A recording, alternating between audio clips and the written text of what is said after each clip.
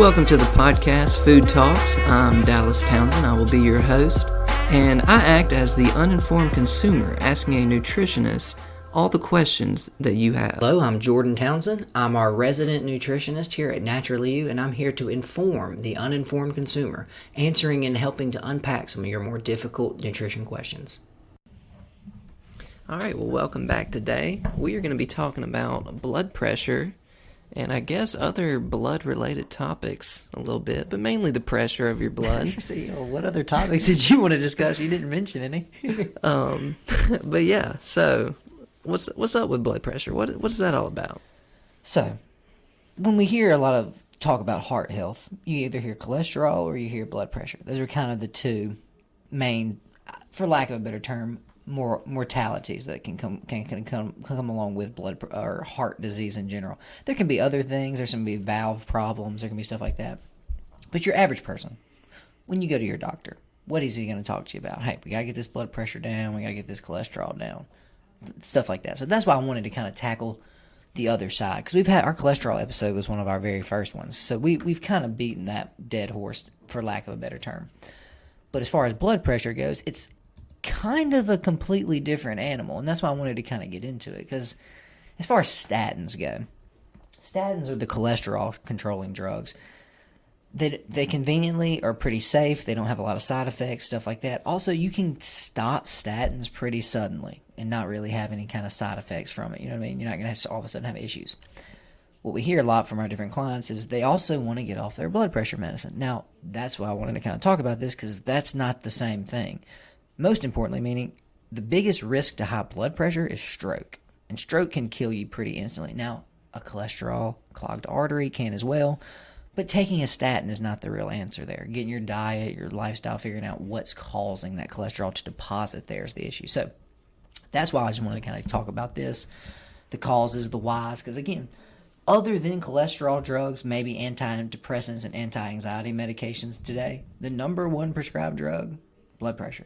So why are so many of us have it? That's why I wanted to kind of dive into this, is because it's like cholesterol. Why is everybody's cholesterol high? Is our number range wrong? Is it, you see what I'm saying? So yeah.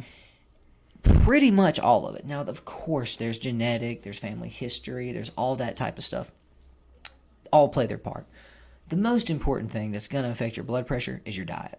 End of story. Because remember, the things that help balance your blood pressure will go into all of these different things, all come from food. So if you're not getting them in your diet, the result is the body can't regulate itself properly, basically. Yeah. It's just like with anything. Because again, the two big ones you probably are familiar with are salt, sodium, and chloride. That's where this all starts. And I'm sure you've probably heard, most doctors would recommend you not getting a lot of salt in your diet.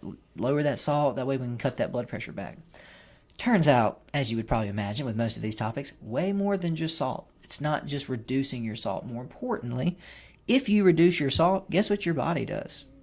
It actually starts holding on to more water. So when people talk about water weight, that's not because you've been eating too much sodium. It's because you actually haven't been getting enough sodium.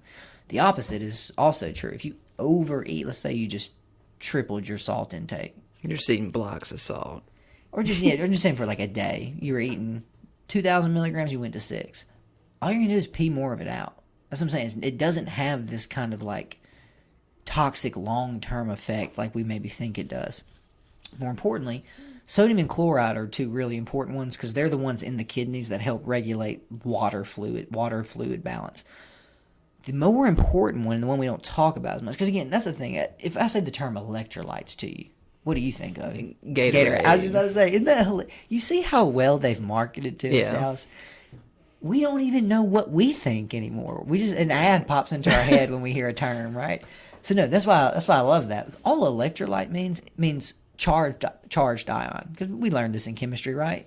You have chloride, but then you can have a chloride positive and you can have a chloride negative, and those are what the electrolytes are. Because they carry that charge, they can actually move and interact with other positives, other negatives, water, all that stuff.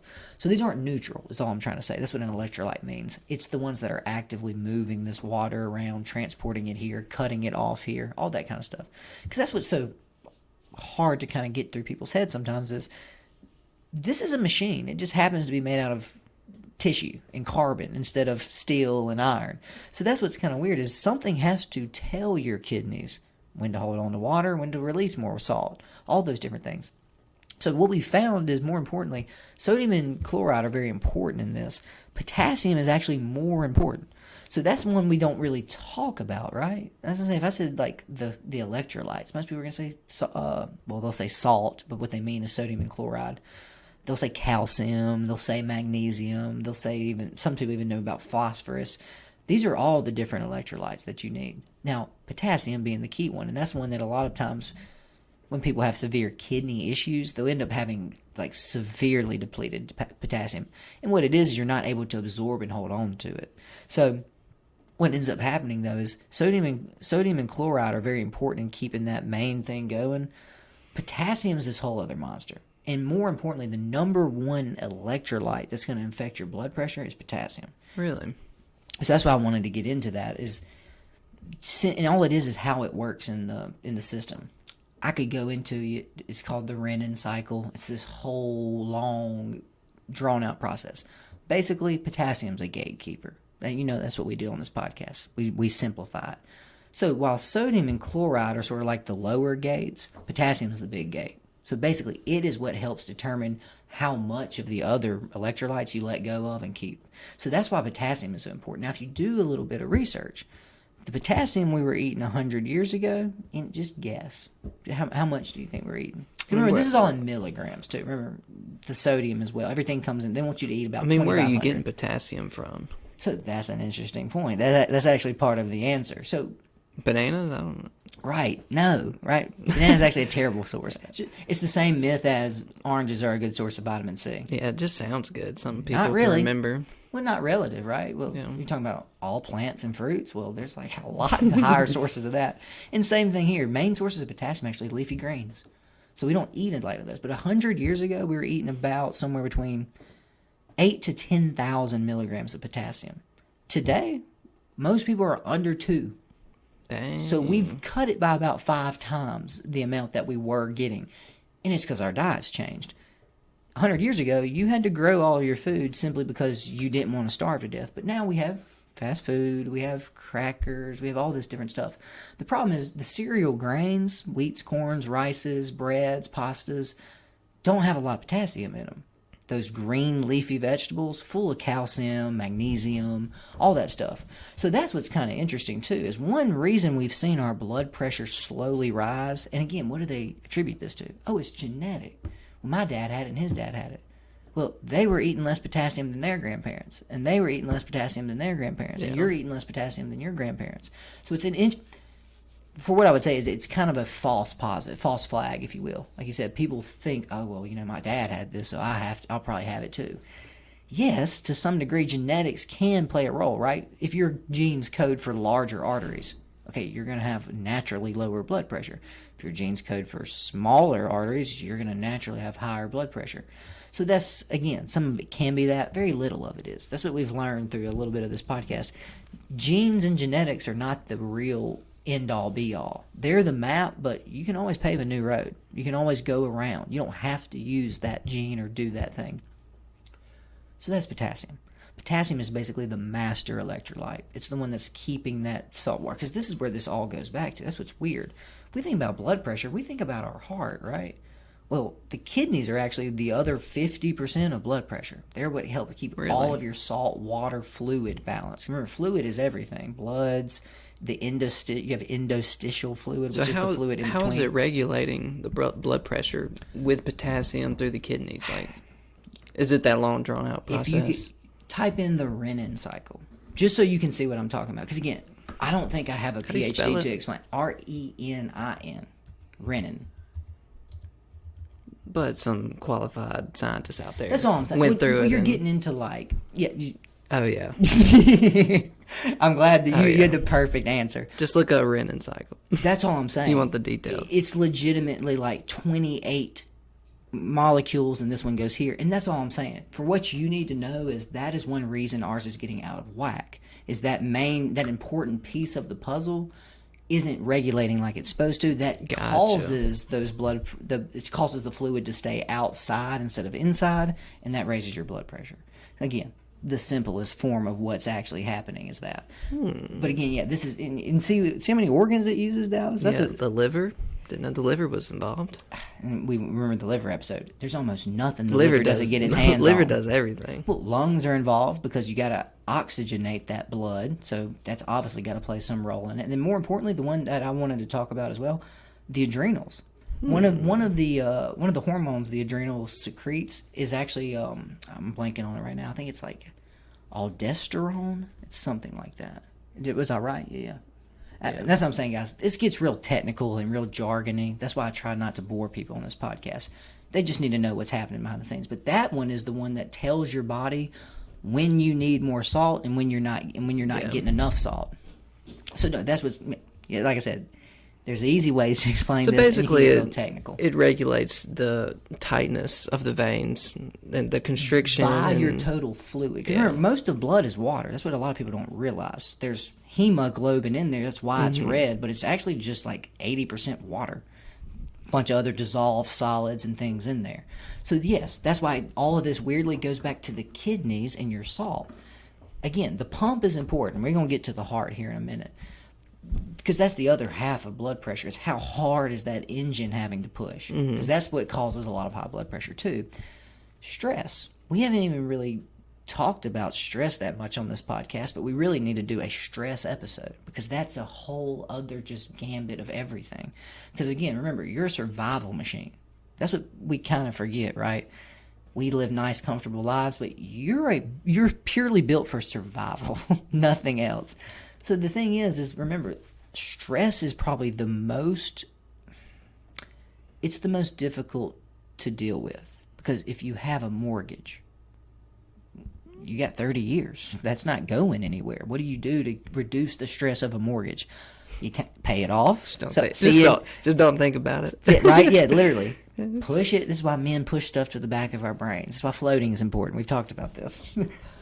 Same thing, though. Your kids. You're stressed about your kids. You're worried about work. You're concerned about your marriage. That's why stress is tough. Now, stress is weird because it affects the adrenal glands. The adrenals secrete cortisol.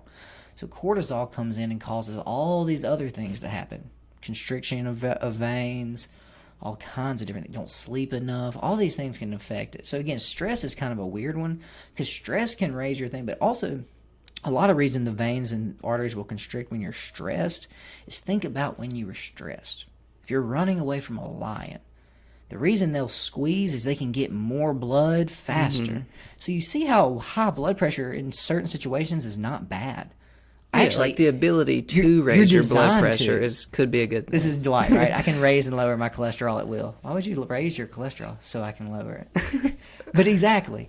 There's situationally, not ones we experience very often anymore, that high blood pressure is actually needed by the body. Meaning if we can't get this blood quick enough to these calves and thighs, you don't make it. So that's another thing I just want to explain to people is we hear high blood pressure and, if it's high, it's got to be bad. The problem is ours is staying high when nothing's happening.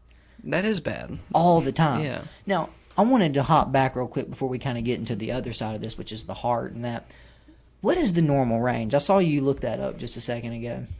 Because I think it's like 80 over 120. That's close. It Maybe was 70 over 120. 90 over 60 mmHg, whatever that stands for. There it is. 120 over 80. Yeah. That's what I was Between thinking. 90 over 60 and 120 over 80. 90 over 60 is super low. Yeah. If your top number, and that's the thing. Well, it's between, but yeah. Right, yeah. And again, remember what we just said, though. Some people's genetics are different. Some people really cannot get high blood pressure because they have such big veins and arteries. The problem is, genetically, that comes with some other things down the road, some issues you have. Same thing with the guy with the small ones. He's almost going to always have what we would consider normal high blood pressure. But for him, that is normal blood pressure because he just genetically has smaller arteries. So this is, again, my same issue with cholesterol. When you start getting the entire 320 million population into one single range, that doesn't work, guys. We're all genetically very different in America. If this is Denmark, sure. Most Danes are going to be the same because they're all Danish. And right? they've been Danish for a while. Yeah. Hey, man, that's Centuries. English. My grandfather was here in the year 1000 AD. In the same city of England. That's what I'm saying. We don't think about like that, but that's what some of these other populations are. Well, with us, we've got African Americans, we got Chinese Americans, we got Indonesian Americans. My gosh! So the problem with trying to get everybody in this same little nice box, it does, as we've seen, it doesn't work. So those two numbers are very important. The top number or the higher number is contracting. When your heart squeezes, that's the measurement of basically how high does yours when it's contracted and squeezing as hard as possible. What's it peak at? The bottom number is actually more important, because that's where your blood pressure is when your heart relaxes.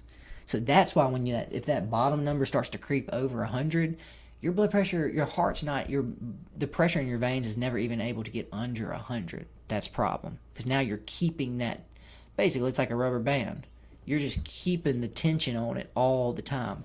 This is why this is dangerous. So I try to tell people, there's a reason we have high blood pressure medicine, because my clients come in and just want to get off it. First off, you ate yourself into high blood pressure, so you can't just stop it. Second off, you can have a stroke. You can literally break or bust these arteries or veins and die. So that's to say, this is not like cholesterol. You can't just jump off a high blood pressure medication. And that's why. Because again, over time, me and you in our 20s, even if our blood pressure's high, Dallas, we have 20-year-old arteries and veins. At 55, 60, I always tell you, you got to think about your arteries, veins, like the pipes. It's like Flint, Michigan, basically. Over time, that stuff slowly corrodes. Yeah, I'm sure the down. pipes were good when they were put in. They didn't put them in all crappy. And once that stuff started flowing through them, started breaking them down, there you go. So that's the same thing we're dealing with. But that's the other side of high blood pressure, because everybody wants to talk about fried food and salt. It's not fried food and salt. It can be. Salt, and that's the other kind of weird myth about this, is if you just cut out sodium, short term you get a dip in blood pressure. Long term, you get really sick, because you actually need sodium and chloride, as we've seen. And again, they're like calcium and magnesium.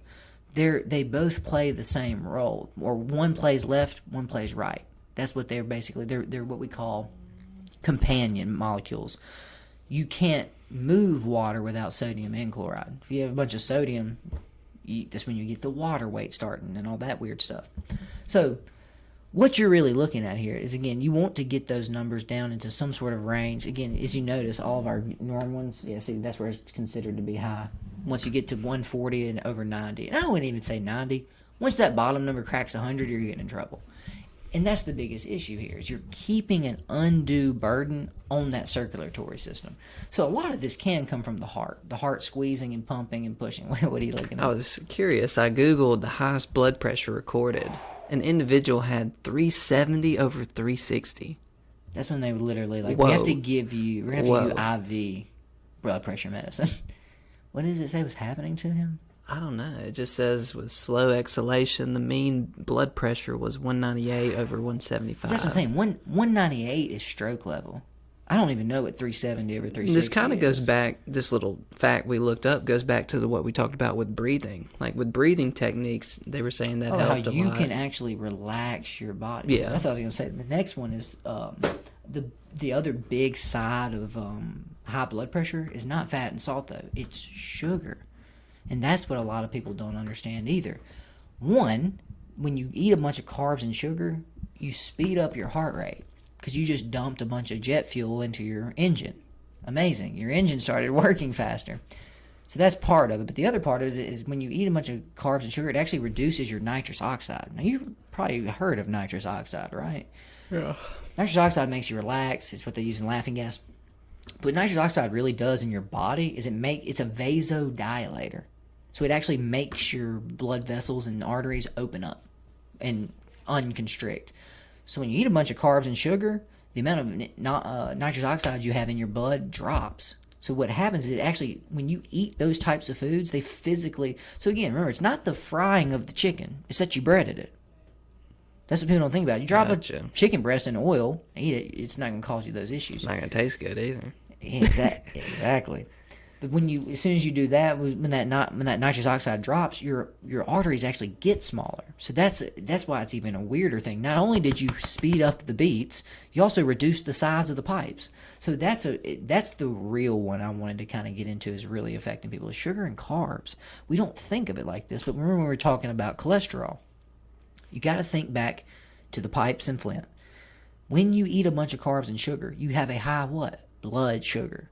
So the problem with that is when sugar is dissolved in the blood like that, it's hard on the pipes. What I mean by that is you've had sugar in your hand, right? It's granular. Mm-hmm. So it's the same way when it's dissolved in a liquid. So when you have high blood sugar and it's moving through those arteries, it creates these little things called striations. They're basically little minor cuts or nicks. That's what ends up breaking those pipes down. That's why cholesterol shows up, by the way. And then you get high blood pressure, it breaks, and you have a stroke. You see what exactly? Well, or the opposite is it clots. It blocks itself. So yeah, it's either one or the other. So that's what people don't realize.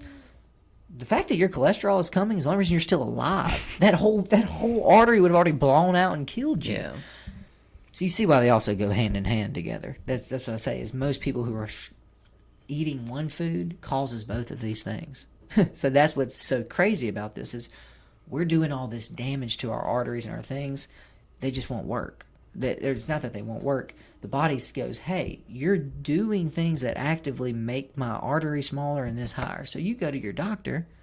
He goes, oh, hey, you got high blood pressure. We'll give you 6 months. Come back and see me. Try some diet and lifestyle. Pats you on the back. Because he just knows. He said in 6 months, I get to write a prescription for high blood pressure. Because this idiot doesn't know what to do. Well, yeah, he thinks salt's the problem. Yeah. Oh, I didn't put salt on my KFC this time.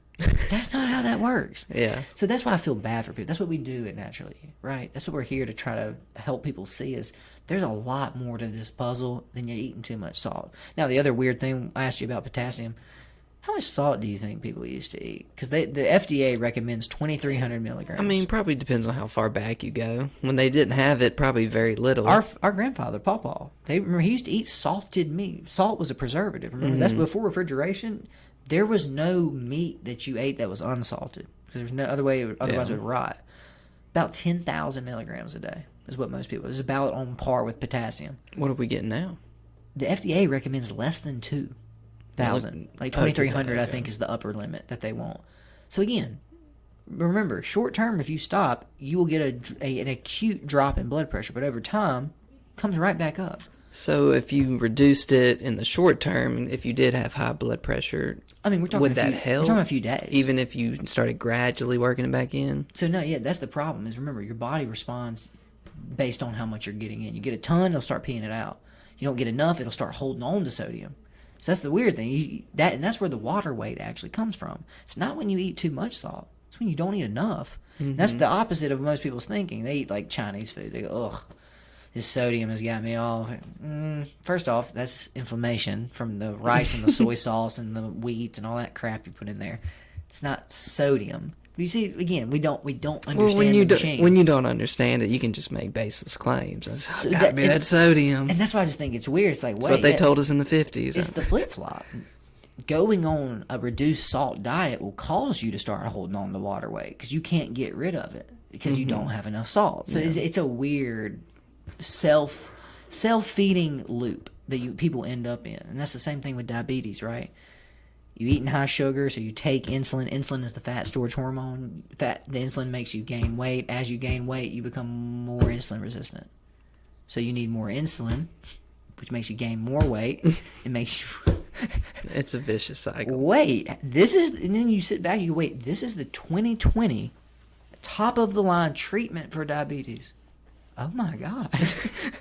I thought we were advanced, Dallas. I thought we lived in modern medicine times. So that's what's so crazy is once you start to kind of see these things, it's like, oh, we're missing it. And we are. Because the thing is, we want to do all of this stuff. We're going to take all these things, have all these surgeries. Just don't take away my chicken sandwich. Please. I was about to say, the simplest thing, the answer's there for pretty much all of these problems. It's eat a good diet. And I feel like it's kind of unfair. An actual good diet. And it's hard. It really is, especially nowadays. I was about to say, well, you and I are kind of outliers too, right? We had to adopt a different lifestyle of eating. But it's one of those things, though. We've talked about it before. Once you do it, this is just reality. And if there's a scale, my diet's probably not even that great. But relative on the scale, it's definitely probably in the safe range compared to where the majority of people eat and how they eat. You are eating with some, even though it's not super intense, you're eating with some scrutiny. You know what I mean? Where someone shows up at the office with pizza. I guess we're eating pizza for lunch. I was going to eat pizza for dinner, but I guess I still will. I brought ice cream sandwiches too. hell, I'm not gonna not have an ice cream sandwich. So there's all this. That's the other thing I always try to drive home. It would be rude not to eat this There's cake. too much social pressure around food. It really is. The problem is, well, think about where that came from. Thousands of years ago, if you were a traveler, if someone didn't take you in and feed you, you may not make it to where you're going. So breaking bread with somebody was always culturally a very big social thing. The problem, we now live in 2020. So you go over to someone's house, they got a cake from Walmart, they got chips, they bought a pint of ice cream.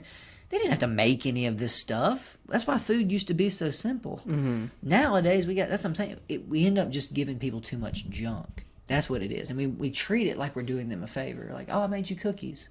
I don't need 28 cookies to come home with me. I'm going to get in trouble and eat all of those.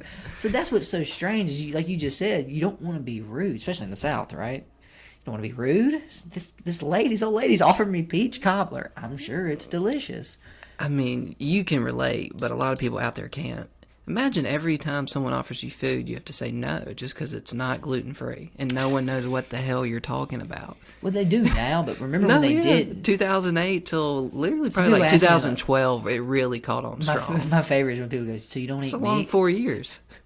Do you ever get that one a lot? So you don't eat meat? I never got. No one was that vegan, dumb. you idiot. I would say gluten, and they would say glucose, and I'm just like, are you even trying here? Did I even matter to you? Right? Yeah. Glucose. I'm allergic to plutonium. Oh, is that like sugar? It's like, did you even listen to the word? You could tell them anything, but they just would assume that you're either lying or you're just overreacting. You used a misunderstood word. They didn't know what you said, so their eyes glazed over, and it just.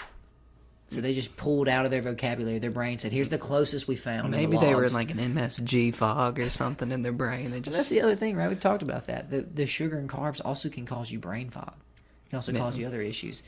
That's another one they talk about. Insulin actually plays into the blood pressure cycle. Really? Yeah. I don't want to go too deep into it because we've already gone pretty deep, but it's another one of those levels is when you can't process out that sugar and it stays in those veins longer. That's your issue. But now, if I'm not mistaken, I'm pretty sure insulin also interferes with other electrolytes, like magnesium. It doesn't let magnesium in the cells either. Because remember, that's what insulin is. Insulin's the lock and key. You show up and you go, hey, I got too much. I got extra sugar here. Well, eventually, that cell goes, we can't hold any more sugar. Turns out, we're not letting anybody in this cell.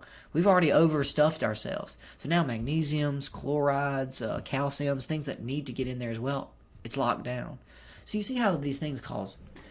That's the biggest thing to understand about this. Most foods don't cause a thing. It's a cascade effect. They end up causing almost all of our health issues and maladies because this machine's all working on one unit. So if you eat, so I always tell you, you eat a piece of cake, that affects your thyroid, your kidneys, your bladder, your liver, your stomach, your colon. Like, they're all involved. So that's where I try to get away, too, is there's not really a lot of just smoking guns. So if you cut out fried chicken, Dallas, you can get rid of all of these You're good. You'll be good. Well, pizza's fine. You fry fish. Ice cream's fine. Right? Yeah, you just fry fried fish. chicken specifically. That's all you can't eat. So yeah, that's what's kind of again, all of this stuff plays into itself. But blood pressure is an interesting one because it really can be deadly. So you got to be a lot more careful managing your blood pressure, getting off any drugs if you want to. Talk to your doctor. That's why I always tell people, I can't take you off your blood pressure medicine. I don't want to. We do tend to rag on doctors, but it's purely from a lack of nutritional knowledge. They know infinitely more about actual doctor-related They could have explained tactics. the Renin cycle, I'm sure. Exactly. Right, in detail. But the majority don't know about nutrition the way a nutritionist does. And we're not they even haven't ragging. studied it in depth. The thing is, well, they get 4 hours of nutrition training. I had 4 years, so that's a little different. That's the first basis. And again, they were trained different. If you go to medical school, this is the symptom. Your job is to remove the symptom. So if someone has pain, you give them Oxycontin. They no longer in pain. Done. Yeah, you did it. Yeah. Done. Yeah. So that's a different view than we use here in the nutrition and stuff, which is facilitate. Don't come in and give commands to the body. Give the body what it needs to let it do the job. Body, what am I doing? And again, there's the other side of it. What could I be doing in my day-to-day life that's raising my cholesterol or my blood pressure? Well, no, we don't want to go into that. Diet and lifestyle change is hard, Dallas. Very hard. So here's a statin. Here's lisinopril. That's it. So you have to do. And you're told you don't have to change anything. I don't know how we got there with medicine. I know there's a lot of money in it. I know that's probably the big driver. There's not a lot of money in cures. There's a lot of money in treatment. That's why diabetes is the number one diagnosis. They're going to make about $100,000 a year off of you with a diabetes diagnosis until you die. Between surgeries, metformin, insulin, prescriptions, doctor visits. Oh, because my insurance covers that. $100K a year is what they cashing in on you.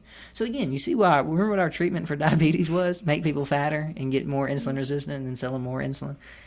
It makes sense. It's a good racket.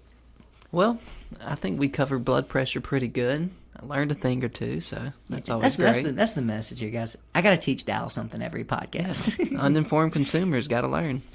Well, if y'all enjoyed, like, subscribe, comment, leave us a good review, drop us a possibly. topic, too. Yeah, reviews, whatever. I mean, I'm sure that helps.